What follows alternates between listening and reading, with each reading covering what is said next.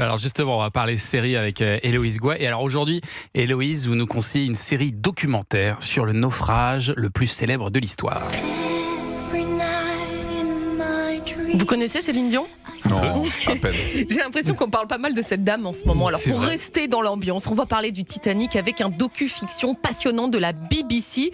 Bon, ici, pas de violon romantique, pas de m'amour entre Jack et Rose, non. Je vous propose quelque chose de beaucoup plus frontal, beaucoup plus immersif aussi. On connaît l'histoire. Dans la nuit du 14 au 15 avril 1912, à 23h40, le Titanic percute un iceberg et coule en 2h40. Et là où la série est très forte, c'est qu'elle nous fait vivre ces 2h40 en temps réel, minute par minute. J'ai entendu le premier officier donner l'ordre de virer.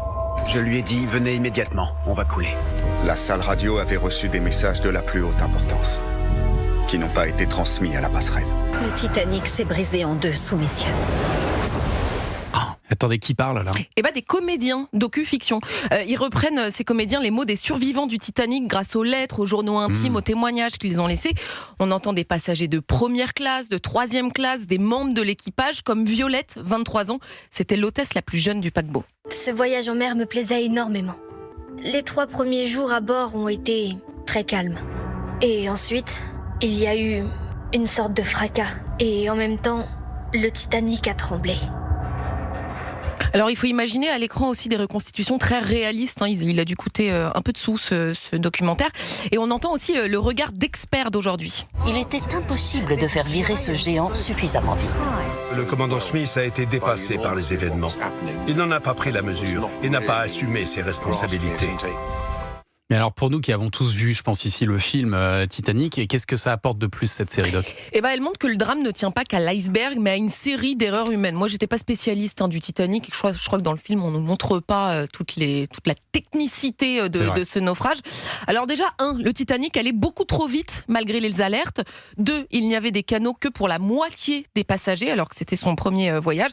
Et 3, les premiers canaux partent à moitié vides parce que beaucoup sont persuadés à ce moment-là que le Titanic est insubmersible. Du coup, ils disent on va pas mourir puisqu'on nous a dit que c'était insubmersible. Fin limier. Dommage. Ce qui est glaçant dans cette série, sans mauvais jeu de mots avec l'eau à moins 2 degrés. Alors j'ai aussi appris que l'eau était à moins 2 degrés. La mer pouvait être en négatif. Ah ouais. Parce que c'est salé. Bon bref. Ce qui est glaçant, c'est ça n'a pas l'air de vous le faire. C'est la mécanique. Merci Michel Chevalet. Du chaos. Les passagers de 3e classe se retrouvent piégés dans les couloirs parce qu'ils parlent pas anglais, donc ils comprennent pas les ordres.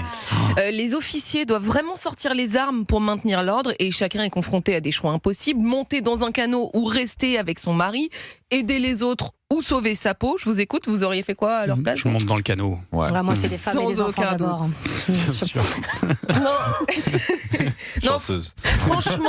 Franchement, on a beau connaître la fin de l'histoire, la série risque de vous marquer. Moi, j'en ai parlé tout le week-end dans mon entourage, c'est assez bluffant. Titanic, chronique d'un naufrage. Donc c'est une série doc qui est à retrouver sur arte.tv. C'est gratos. C'est en 4 épisodes. Merci Héloïse Goy.